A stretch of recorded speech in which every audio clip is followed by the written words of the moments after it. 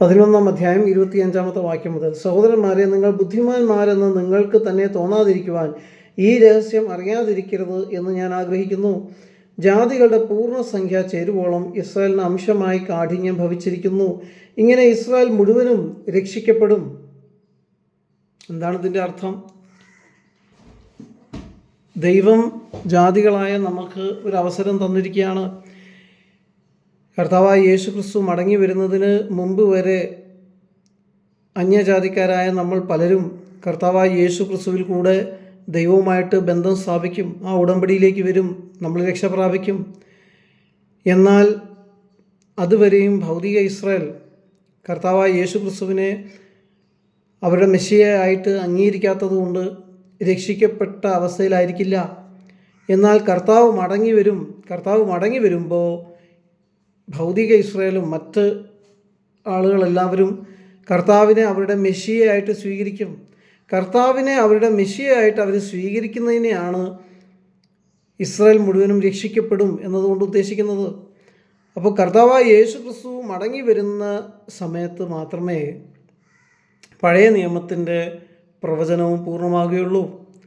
പുതിയ നിയമത്തിൻ്റെ പ്രവചനം കർത്താവ് മടങ്ങി വരുമ്പോഴേ പൂർണ്ണമാവുകയുള്ളൂ എന്ന് നമുക്കറിയാം. എന്നാൽ പഴയ നിയമത്തിൻ്റെ പ്രവചനം കർത്താവായ യേശു ക്രിസ്തു മടങ്ങി വരുന്ന സമയത്ത് മടങ്ങി വന്നെങ്കിൽ മാത്രമേ പൂർത്തിയാവുകയുള്ളൂ. കാരണം എന്താണെന്ന് ചോദിച്ചാൽ, ആ സമയത്ത് മാത്രമേ ഇസ്രായേൽ മുഴുവനും യേശുവിനെ അവരുടെ മെസ്സിയയായിട്ട് അംഗീകരിക്കുകയുള്ളൂ.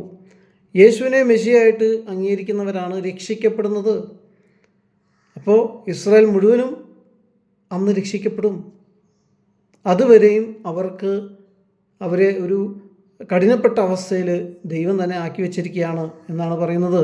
അപ്പം മോശയുടെ ഒന്നാമത്തെ വരവിൽ ഇസ്രായേൽ മക്കളെല്ലാവരും കഠിനപ്പെട്ട അവസ്ഥയിലായിരുന്നു.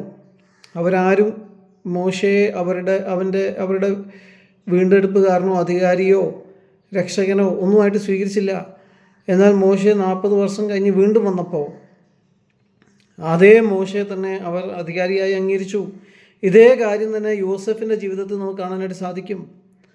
യോസെഫിനെ ആദ്യത്തേതിൽ അവർ അധികാരിയായിട്ട് അംഗീകരിച്ചില്ല. യോസെഫിൻ്റെ സ്വപ്നങ്ങളെ അവർ അംഗീകരിച്ചില്ല. എന്നാൽ പിന്നീട് ദൈവം അവനെ അധികാരിയാക്കി. ഇതേമാതിരി കർത്താവായി യേശു ക്രിസ്തു മടങ്ങി വരുന്ന സമയത്ത് അവൻ അധികാരിയായിട്ട് വരുമ്പോൾ ഇസ്രായേൽ മക്കൾ മുഴുവനും അവനെ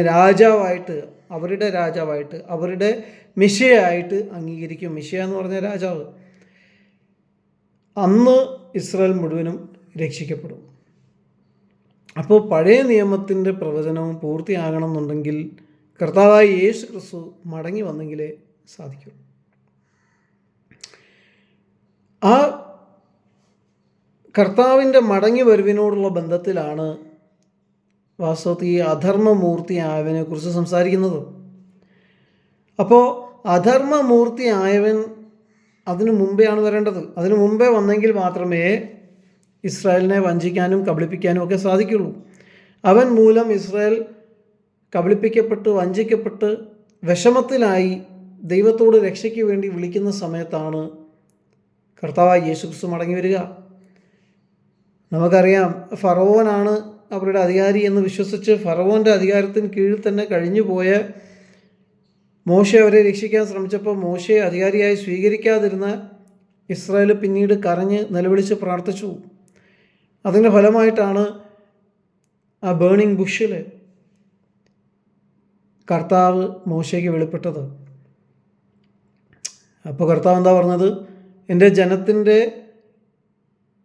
കഷ്ടം ഞാൻ കണ്ടു, അവരുടെ നിലവിളി ഞാൻ കേട്ടു. ഇതാണ് സംഭവിക്കുക. അതിൻ്റെ ഒരു കാര്യങ്ങളാണ് ഇപ്പോൾ നടന്നുകൊണ്ടിരിക്കുന്നത്.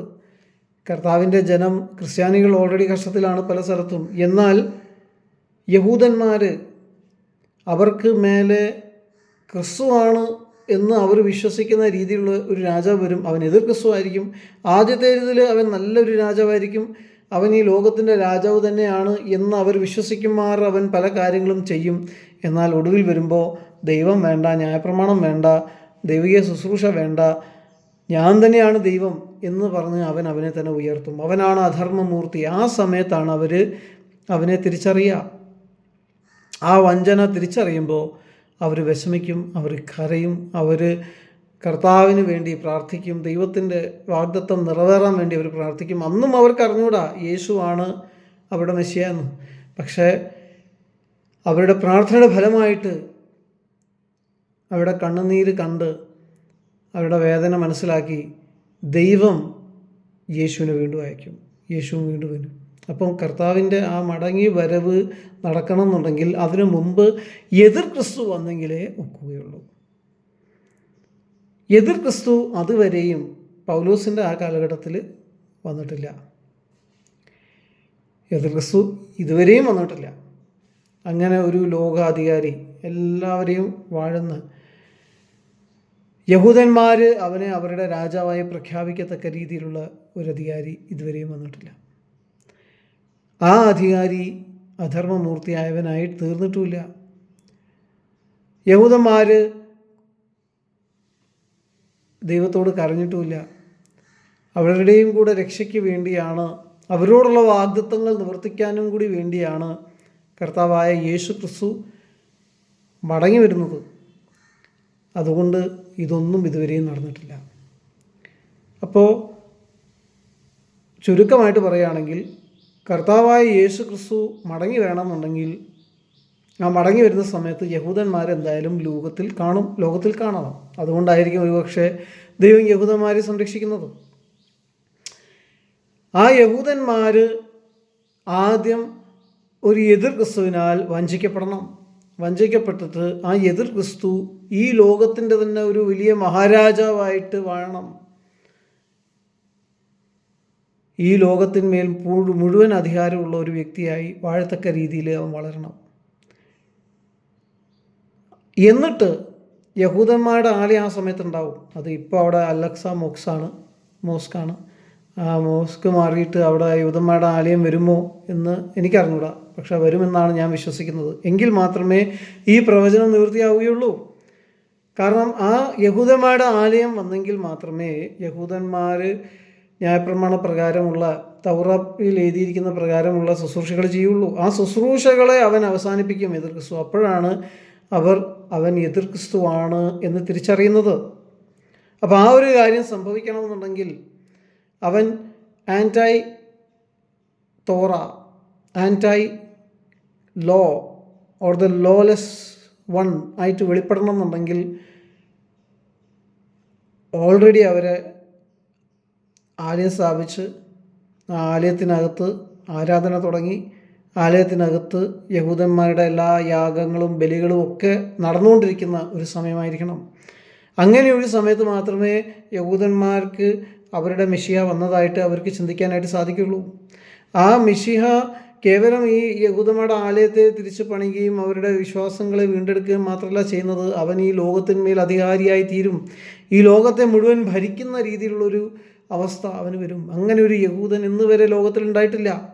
അങ്ങനെ ഒരു യഹൂദൻ വന്നെങ്കിലോ എന്ന് ചിന്തിച്ചിട്ടാണ് യഹൂദന്മാരെ മുഴുവനായിട്ടും നശിപ്പിക്കണമെന്ന് മുഹമ്മദ് ആഗ്രഹിച്ചത്, ഹിറ്റ്ലറും ആഗ്രഹിച്ചത്, എന്നും പല മുസ്ലിങ്ങളും ആഗ്രഹിക്കുന്നത്. പക്ഷെ അങ്ങനെ ഒരു വാഗ്ദത്തവും അങ്ങനെ ഒരു പ്രവചനവും ബൈബിളിൽ ഉള്ളിടത്തോളം കാലം ഞാൻ വിചാരിച്ചാലും ശരി, നിങ്ങൾ വിചാരിച്ചാലും ശരി, പ്രവചനത്തെ മാറ്റാൻ നമുക്ക് എന്തായാലും പറ്റില്ല. കർത്താവായ യേശു ക്രിസ്തുവിൻ്റെ മടങ്ങി വരവിന് മുമ്പ് എതിർ ക്രിസ്തു വരണം എന്നുണ്ടെങ്കിൽ എതിർ ക്രിസ്തു എന്ന് പറയുന്ന വ്യക്തി ഒരു യഹൂദനായിരിക്കും. അവൻ ഈ ലോകത്തിന് രാജാവായി വാഴുന്ന അവസ്ഥ വരണമെന്നുണ്ടെങ്കിൽ,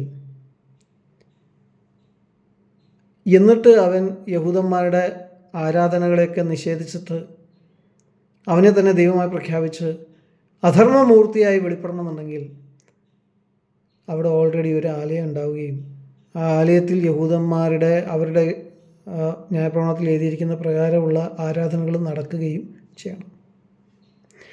അങ്ങനെ ഒരു സിറ്റുവേഷൻ ഉണ്ടാകാനുള്ള സാധ്യതകളിലേക്കാണ് ഈ ലോകം പോയിക്കൊണ്ടിരിക്കുന്നത്. എതിർ ക്രിസ്തുവിനെ കുറിച്ച് സംസാരിക്കുമ്പോൾ വെളിപ്പാട് പുസ്തകത്തിൽ വേറൊരു മർമ്മം കൂടെ പറയുന്നത് ആദ്യം ഉണ്ടായിരുന്നു, പിന്നെ ഇല്ലാതായി, പിന്നെ വീണ്ടും വന്നു. അങ്ങനൊരു രാജ്യം. ആ രാജ്യത്തെ പേരെടുത്ത് യോഹന്നാൻ സംസാരിക്കുന്നില്ല. നമ്മൾ പലപ്പോഴും അതിനെ ബാബിലോണായിട്ടാണ് കാണുന്നത്. ബാബിലോൺ ആ സമയത്ത് യോഹന്നാൻ്റെ കാലഘട്ടത്തിൽ ബാബിലോൺ സാമ്രാജ്യം ഇല്ല, പിന്നെ ബാബിലോൺ വീണ്ടും വരും. പക്ഷെ വാസ്തവത്തിൽ അത് ബാബിലോൺ അല്ല. അതിന് കാരണം പലതുമുണ്ട്. കാരണം ബാബിലോൺ അന്നുണ്ടായിരുന്നു, അതാണ് ഏറ്റവും വലിയ കാരണം. പക്ഷേ ഉണ്ടായിരുന്നു, ഇല്ലാതായി, വീണ്ടും വരും എന്ന് പറയുന്ന ഒരു രാജ്യം ഉണ്ടെങ്കിൽ അത് ഇസ്രായേൽ മാത്രമാണ്. യോഹന്നാൻ ഈ പുസ്തകം എഴുതിയെന്ന് നമ്മൾ വിശ്വസിക്കുന്ന ആ കാലഘട്ടത്തിൽ ഇസ്രായേൽ എന്ന് പറയുന്ന രാജ്യം ഭൂമിയിൽ ഇല്ലായിരുന്നു. എന്ന് പറഞ്ഞാൽ ഇസ്രായേൽ ഉണ്ടായിരുന്നു. ആ ഇസ്രായേൽ റോമക്കാർ വന്ന് അവരെ അടിമയാക്കി പല സ്ഥലത്തേക്ക് കൊണ്ടുപോയി, ചെതറിപ്പോയി. ആ നാട് പിന്നെ ഇസ്രായേൽ എന്നുള്ള നാമത്തിലല്ല അറിയപ്പെടുന്നത്. ഉണ്ടായിരുന്നു ഇസ്രായേൽ ആയിട്ട്, പക്ഷേ ഇസ്രായേൽ എന്ന നാമത്തിലല്ല പിന്നെ അറിയപ്പെടുന്നത്. പിന്നെ കുറേ വർഷങ്ങൾക്ക് ശേഷം, രണ്ടാം ലോക മഹായുദ്ധത്തിന് ശേഷം 1948 ആ രാജ്യം വീണ്ടും വരുന്നത്. അവിടെ യഹൂദന്മാരൊക്കെ ഉണ്ട്, യഹൂദന്മാർ ആ ഭൂമിയിലുണ്ട്, അവരവകാശപ്പെടുന്നുണ്ട്. അതിന് അവരുടെ പണ്ട് മുതലേ ഉള്ള അവകാശവാദങ്ങളുണ്ട്. യഹൂദന്മാർ ആണ് ആ ഭൂമിയുടെ യഥാർത്ഥ അവകാശികളെന്ന് വേദപുസ്തകം വെച്ചിട്ട് നമുക്ക് സ്ഥാപിക്കാം, ഹിസ്റ്ററി വെച്ചിട്ട് നമുക്ക് സ്ഥാപിക്കാം. ഇതൊക്കെ ഉണ്ടെങ്കിലും AD 70 ശേഷം യഹൂദന്മാരല്ല ആ രാജ്യത്തെ, ആ ഏരിയയെ ഭരിക്കുന്നത്. അതിന് ഇസ്രായേൽ എന്ന പേരുമല്ല, അതിന് പല പല പേരുകളുണ്ട്, പക്ഷേ ഇസ്രായേൽ എന്ന പേര് അതിനില്ല. അപ്പോൾ ഉണ്ടായിരുന്നൊരു രാജ്യം അതുവരെ ഉണ്ടായിരുന്നു. യോഹന്നാനൊക്കെ ആ രാജ്യം കണ്ടിട്ടുണ്ട്, ഇസ്രായേൽ എന്ന പേരിൽ തന്നെ. പക്ഷെ പിന്നെ ഇല്ലാതായി. ആ സമയത്ത് യോഹന്നാൻ ഈ പുസ്തകം എഴുതുന്ന സമയത്ത്, വെളിപ്പാട് പുസ്തകം എഴുതുന്ന സമയത്ത് ഇസ്രായേൽ ഇല്ല. ഇസ്രായേൽ ചിതറിപ്പോയി. ഇസ്രായേൽ എന്നുള്ള പേരിലല്ല അറിയപ്പെടുന്നത്. ഇസ്രായേലിൽ യഹൂദന്മാരുടെ ആലയമില്ല. AD 70 ആയപ്പോഴത്തേക്ക് ആലയം പോയി. യോഹന്നാൻ എഴുതുന്നത് AD 90s. അപ്പോൾ യോഹന്നാൻ്റെ കാലഘട്ടത്തിൽ ഇല്ലാത്ത ഒരു രാജ്യം, അത് വീണ്ടും വരും എന്ന് യോഹന്നാൻ പറയുന്ന ഒരു രാജ്യം, ആ രാജ്യം ഇസ്രായേലാണ്. പക്ഷേ ഇസ്രായേലിൽ നിന്നാണ് എതിർ ക്രിസ്തു വരുന്നത് എന്നുള്ള കാര്യം നമുക്ക് മറ്റുള്ള പാസേജസ് നോക്കിയാലും കാണാൻ പറ്റും. പഴയ നിയമം മുഴുവൻ അതാണ്. പുതിയ നിയമത്തിൽ തെസ്സലോനിയർക്ക് എഴുതിയ ലേഖനത്തിൽ വളരെ കൃത്യമായിട്ടാണ് പറയുന്നത്, ഇസ്രായേലിനെ വഴിതെറ്റിക്കാനും ഇസ്രായേലിൻ്റെ മെസ്സിയാണ് എന്നവർ വിശ്വസിക്കത്തക്ക രീതിയിൽ അവരെ ന്യായം വിധിക്കാനും വേണ്ടി ദൈവം അയക്കുന്ന ഒരു വ്യാജത്തിൻ്റെ, ഒരു ഭോഷ്കിൻ്റെ ആത്മാവായിരിക്കും ആ അധർമ്മമൂർത്തിയായവൻ, അഥവാ തോറയില്ലാത്തവൻ, അതായത് തോറയെ ബഹുമാനിക്കാത്തവൻ, ദ ലോലെസ് വൺ, അഥവാ എതിർ ക്രിസ്തു എന്ന് പറയുന്നവൻ. ആ എതിർ ക്രിസ്തു ഇസ്രായേലിൽ നിന്ന് വന്നെങ്കിലേ അവൻ ക്രിസ്തുവിൻ്റെ എതിരാളിയായി തീരുള്ളൂ. യേശു ക്രിസ്തു വന്നത് ജഡപ്രകാരം ഇസ്രായേലിൽ നിന്നല്ലേ, അതേമാതിരി എതിർ ക്രിസ്തുവും ഇസ്രായേലിൽ നിന്നല്ലേ വരേണ്ടത്. ക്രിസ്തു എന്ന് പറയുന്ന കോൺസെപ്റ്റിൽ വിശ്വസിക്കുന്നത് ഇസ്രായേലല്ലേ. അന്യജാതിക്കാർക്ക് എന്ത് ക്രിസ്തു, എന്ത് മെഷിഹ, അങ്ങനെ ഒരു രാജാവിനെ അവർ പ്രതീക്ഷിക്കുന്ന പോലും ഇല്ലല്ലോ. അതൊക്കെ പഴയ നിയമത്തിലും പുതിയ നിയമത്തിലും ദൈവം പറഞ്ഞിരിക്കുന്ന കാര്യങ്ങളുടെ അടിസ്ഥാനത്തിലല്ലേ ഈ മെഷിയ എന്ന് പറയുന്ന ഒരു സങ്കല്പം തന്നെ വന്നിരിക്കുന്നത്. അപ്പോൾ തീർച്ചയായിട്ടും യഹൂദന്മാരുടെ മെഷിയായിട്ടാണ് ആ എതിർ ക്രിസ്തു വരാൻ പോകുന്നത്. യഹൂദന്മാരാണ് ആ മെഷിയെ അവരുടെ മെഷിയായിട്ട് അംഗീകരിക്കാൻ പോകുന്നത്. യഹൂദന്മാരൊരിക്കലും ഒരു മുസ്ലിമിനെയോ അല്ലെങ്കിൽ ക്രിസ്ത്യാനിയെയോ അല്ലെങ്കിൽ മറ്റ് ജാതികളിൽപ്പെട്ടവനെയോ അവരുടെ മെഷിയായിട്ട് അംഗീകരിക്കാൻ പോകുന്നില്ല. അവർ മെഷിയായിട്ട് അംഗീകരിക്കണം എന്നുണ്ടെങ്കിൽ അവന് യഹൂദ ബ്ലഡ് ഉണ്ടാവണം. ആ യഹൂദ ബ്ലഡുള്ള യഹൂദ പശ്ചാത്തലത്തിൽ നിന്ന് വന്നിരിക്കുന്ന ഒരു വ്യക്തി തന്നെയായിരിക്കും എതിർ ക്രിസ്തു. അവൻ വരുന്ന ആ കാലഘട്ടത്തിൽ ഇവിടെ യഹൂദന്മാരുടെ ആരാധനകളൊക്കെ നടക്കുന്നുണ്ടാകും, യഹൂദന്മാരുടെ ആലയം ഉണ്ടാകും, യഹൂദന്മാരും ഉണ്ടാകും. അതുകൊണ്ടാണ് യഹൂദന്മാർ ഇതുവരെയും തീരാത്തത്. കുറച്ച് പേരേ ഉള്ളൂ ലോകത്തിൽ, പക്ഷെ അവരിപ്പോഴും ഉണ്ട്.